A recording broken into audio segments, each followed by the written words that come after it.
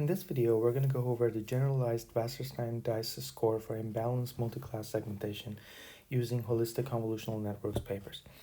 Well, the main focus of this video is basically on this Wasserstein distance-based dice loss that is going to be very helpful in especially medical imaging, because there are many instances in which when you're looking at a segmentation framework and a segmentation problem, there is a considerable imbalance between the different types of classes that are to be observed. And the notation of Wasserstein distance and its relationship to basically the relationship between this type of the dice loss formulation and the original dice loss that is used for crisp segmentation is going to be pretty important and also pretty intuitive in understanding how this type of approach can help with this imbalance. So the focus of this work is on dice loss, which is a widely used loss for binary segmentation. To basically be able to use the dice loss in convolutional neural networks and in training deep networks, a soft generalization of it is actually used. And CNNs that are trained using the average class dice score, basically meaning that computing the binary dice score for each class and then taking the average, are pretty successful in performing the multi-class segmentation. Now, this paper focuses on multi-class brain tumor segmentation. We will talk about the task using one of the figures in this paper that kind of paints a good picture of what the task is. Now, here are the contributions of this paper. The first contribution is that they propose a semantically informed generalization of dice score that is based on Wasserstein distance, or the earth mover distance, on the probabilistic label space, meaning that it has something to do with some sort of a notion of distance between the semantics associated with two labels within the C labels that you have. Afterwards, they propose a holistic CNN that basically performs a multi-scale information embedding. And finally, they empirically show that the joint use of these two is going to achieve better segmentations.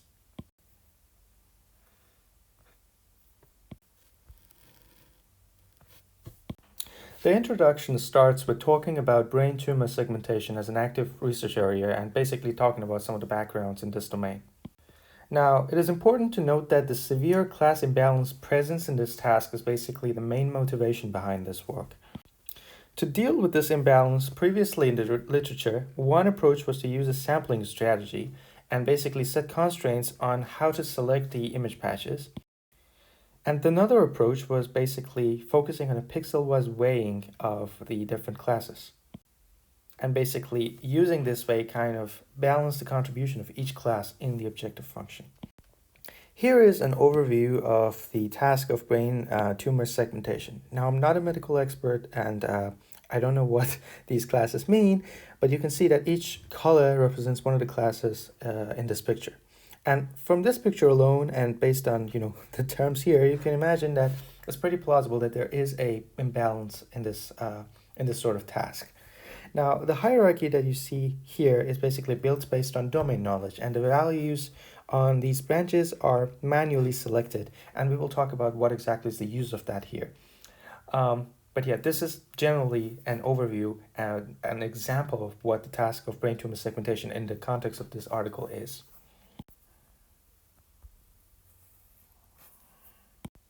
Now, what are the limitations of the proposed methodologies in the literature to deal with the class imbalance?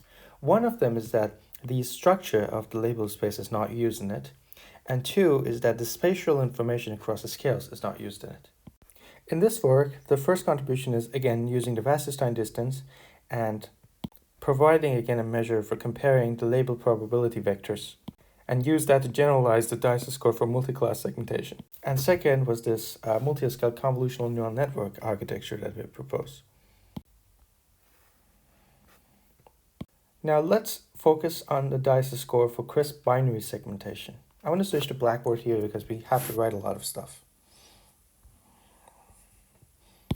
Consider you have a task of binary segmentation, in which, for example, for each pixel, 1 means that the pixel belongs to a certain class, and 0 means another class, and most importantly, most of the time, the background.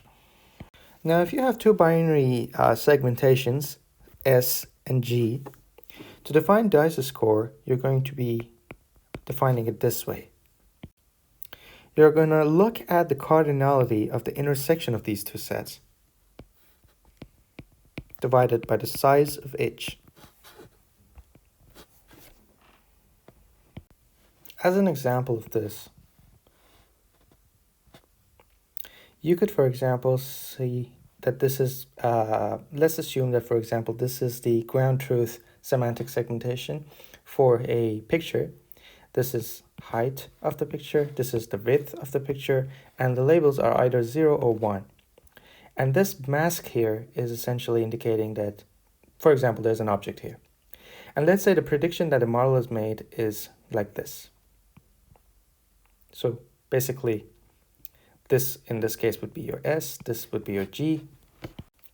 And let's say you associate a number with each one of the pixels, 1, 2, 3, whatever. G is going to be a set of indices. And S as well. Now the intersection of these two is going to contain some pixels. And basically this value would be this. And then you have the size of these two as well. Now the ideal scenario is that G overlaps S, therefore on the top you're going to have 2S, and on the bottom you're going to have 2S, and you're going to get 1, which is the maximum value for this dice score. Now, in a bad case, in which basically you have a certain ones and you have certain ones that they do not overlap, the minimum value would be 0. Now let's say, for the sake of argument, when you look at the ground truth, there is basically empty, which happens in, for example, some of the medical imaging data sets. That basically means G is 0, and then let's say in your proposal S is also 0. This could be an undefined case in which basically I personally would associate 100% with it, because basically that intuitively means that the picture did not have anything. For example, let's say you're focusing at, for example, looking at some sort of a tissue picture and predicting whether or not certain phenomena exist in it or not. So in this case, basically means the ground truth says it didn't exist, and your model has also not found anything. So that's just something to note. Now let's go back to dice loss and kind of make it more mathematical. Now, when we're talking about the SG, you can also write it like this.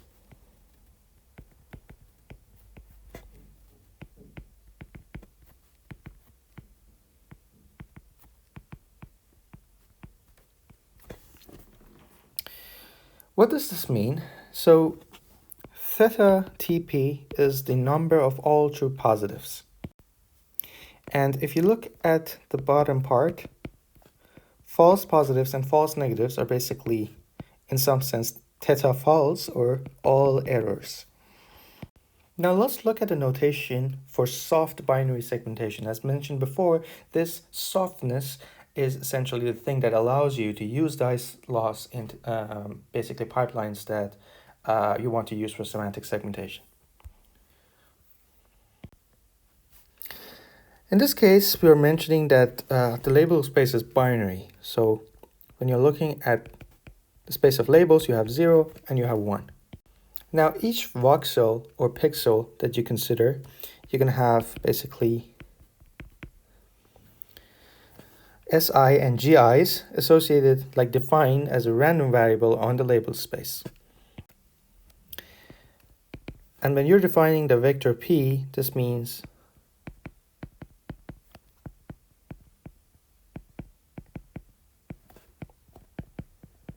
that, for example, for all pixels in the image, you have the probability that, for example, your model has predicted 1 for it.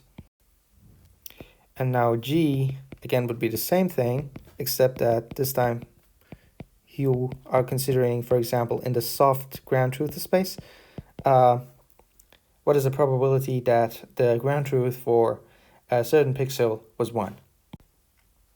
Now with this notion, the all error in this binary case, and note that the binariness of this problem is actually important in this formulation, is that for each pixel, you are taking the pi, subtracting from gi, and you take the absolute distance between the two scalar values. This is going to give you the all error value. Now, another thing you have is the concept of true positive. Again, the concept of true positive has to do with the ground truth being positive. In this case, that the ground truth is soft, you also have gi multiplied by something, and this something is this. So you can see that in this soft definition of true positive, the amount of true positive, for example, sands, or the amount of true positive that you contribute, has to do with how positive the pixel is and how close the prediction is to this positive ground truth. Because if this value is small, then this thing becomes large, and therefore the contribution to the true positive coefficient would be higher. Now, let's consider the crisp segmentation, meaning that your ground truth G could be 0 or 1. For example, this time, as opposed to this previous format that we defined it, that could be a probability. Let's just say that GI could be 0 or 1. Now you can see that true positive formula is going to change, because if GI is 0, okay, there's nothing. If GI is 1, this part is going to be 1 minus pi minus 1, and this is the same as pi. So true positive would be essentially defined as GI pi. Again, GI can only be 0 or 1, but pi could be a probability. So again, you have a soft format, but yeah, you have this contribution to the true positive coefficient. Now let's look at the denominator definition. So again, we talked about the fact that dice score is going to be 2 times the coefficient of true positive divided by 2 times the coefficient of true positive plus false negative.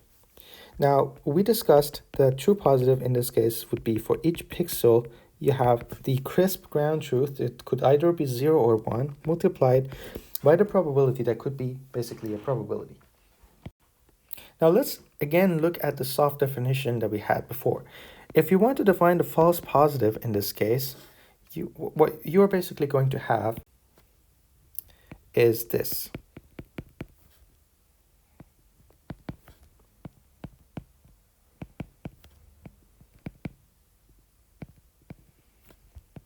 Which will be defined like this. And when you talk about false negative, it will be like this.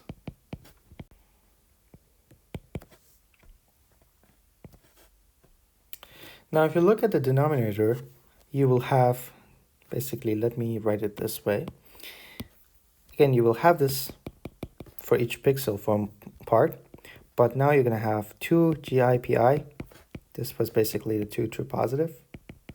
I mean, again, note that I basically dragged this one out, but you can bring it in and basically have this correspondence. So this notation here is a little bit weak, but just ignore that.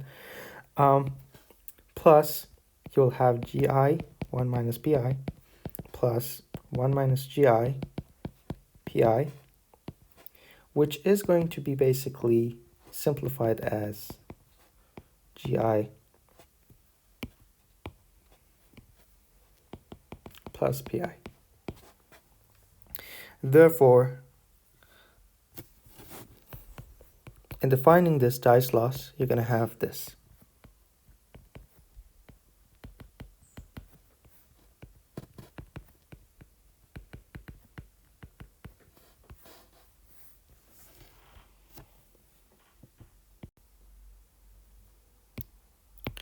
Now, when you have a multi-class segmentation, you basically have you can have like a 1 versus all approach, and then you have to consider the average dice score. So you will have the average over classes. So in this case, you're going to have like a certain label space, and you consider this normalizer coefficient. And then for each label in your label space, you're going to have this.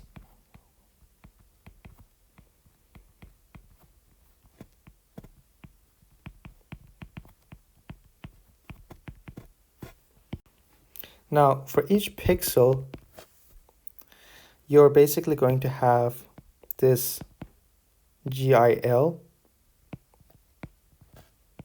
for all of your labels. So this is going to be a basically probability vector.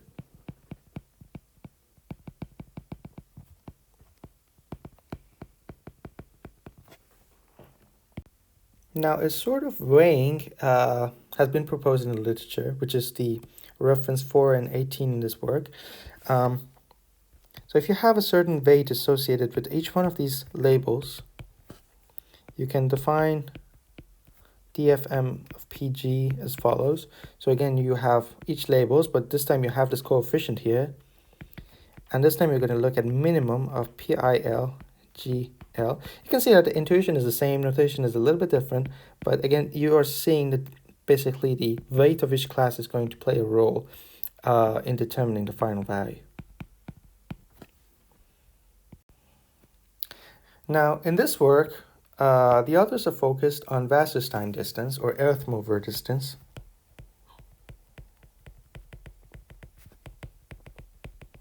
The reason why it is called earth mover distance is that it basically is a distance between, so you have a probability distribution here, you have a probability distribution there, and assuming that each point basically is like for example, a sand, what is the minimum cost to transform a probability vector P to a probability vector Q? And that would be Wasserstein distance or earth mover's distance. Now the idea here is that when you have a probability distribution on L, which is the label space, which basically also you have PL, you kind of want to leverage prior knowledge. Now, what is the idea here? The idea is that first you kind of use something called a distance matrix. Let's call it M. Now, distance matrix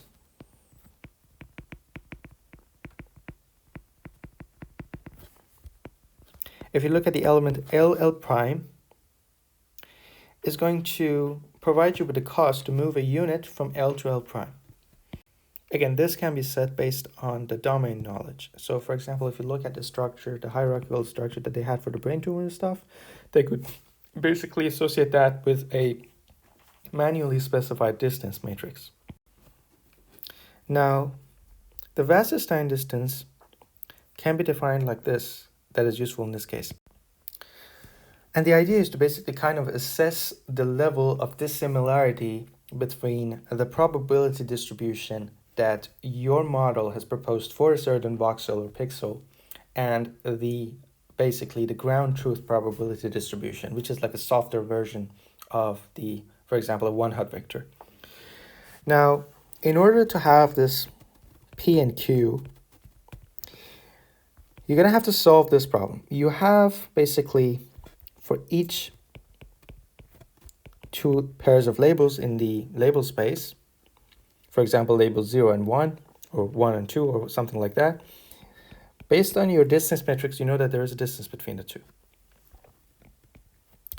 Now, let's say you basically model the joint probability distribution of the two, meaning what? Meaning that you have this matrix T, L and L prime such that if you sum it, if you basically compute the marginal probability distribution, if you look at the L prime and you sum over that, it's going to give you the P for L. And this is for every L. And again, for every L prime,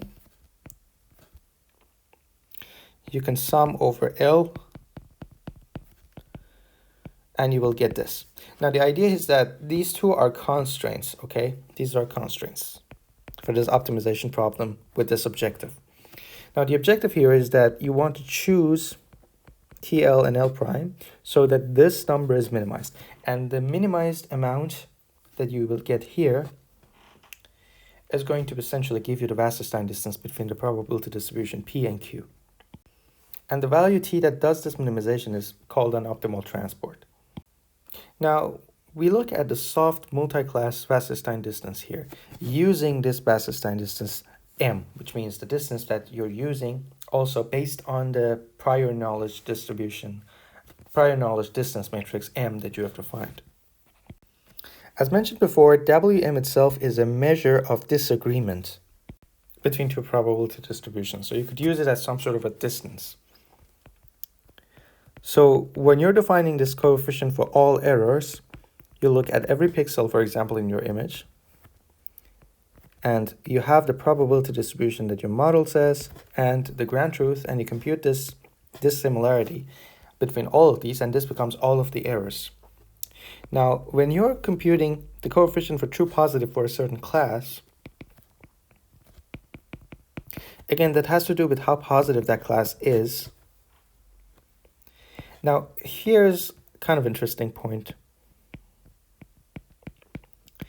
First, here the assumption is that the background class in your M is kind of more distant from all of the other classes than, you know, the inter-class distances.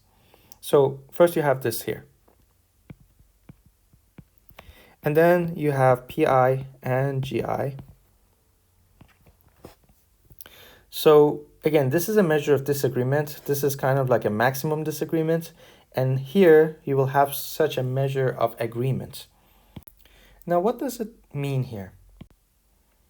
The idea here is that, let's say you have a Pi and a P prime I for a positive, basically, pixel in which GIL is 1. If you look at this, let's assume that the disagreement between Pi and Gi is smaller than the disagreement between P prime I and Gi, based on the distance that you have defined here. What this means is that because this one has a less disagreement between the two, when talking about the true positive, this one is contributing more than this one. You can sort of interpret that the model, you know, basically provided a probability distribution. And this probability distribution was having a non-zero value in some of the other classes other than L. Now the idea here is that, okay, the distance or disagreement between the probability distribution that your model proposed in the case of P was basically in more of an agreement with G rather than the case of P prime. Therefore, this model, even though not 100% perfect, was closer to the, you know, perfect prediction than this one. Therefore, its score in some sense is better. Now you could also define the alphas to be this distance between the background. This ensures that basically the alpha B would be 0 and it will not, you know, help with the, it will not cause the background to contribute to the true positive. Now in defining this Wasserstein dice distance, you're going to have 2 times true positives, which is basically alpha LTPL for each one of the labels. Let me open this. You're going to have 2. For each L, the alpha would be the distance of that and the background class. And now for each pixel, you're considering this class L here.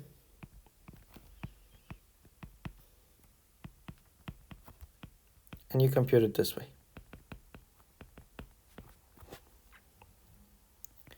And on the denominator, you of course have this part.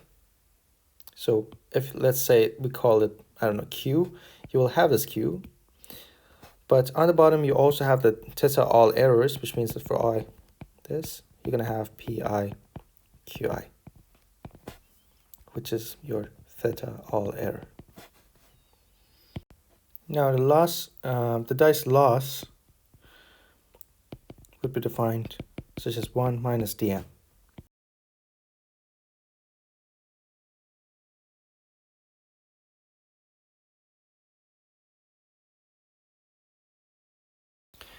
Now, this is the neural network that they propose in this work. It is inspired by the holistically nested edge detection network that was introduced in this reference of this article.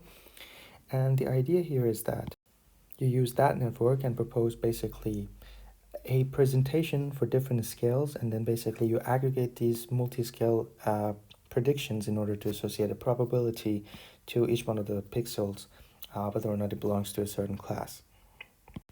Now, in terms of implementation details, this is the dataset that was used in this work. It was divided into 80%, 10% validation, 10% testing, and 80% for training. The classes are background, necrotic core, edema, non-enhancing core, and enhancing tumor. Based on the proposed hierarchy, they have basically two types of choices for M. This is like the simple naive choice that kind of makes it the same as the non-Wasserstein version. Basically you're not using any sort of a structure here, because like the distance of each class with itself is 0, and with every other class is uniform. And then this is the distance that was inspired by the tree structure that they had in the brain tumor segmentation. So they have basically this sort of format, which means that, for example, if you're looking at class 4, its distance with background is of course the maximum, but its distance with class 1 is less than its distance with class 2. Here are the results.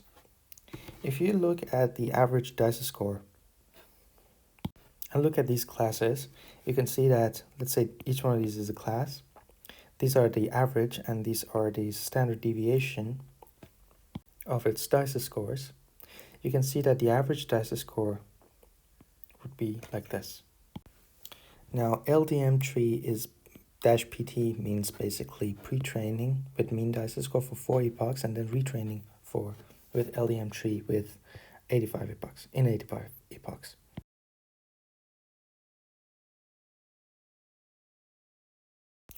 This, I think, is a better way of evaluating it. Using these 3 approaches for training, they are looking at the confusion matrices for basically this task.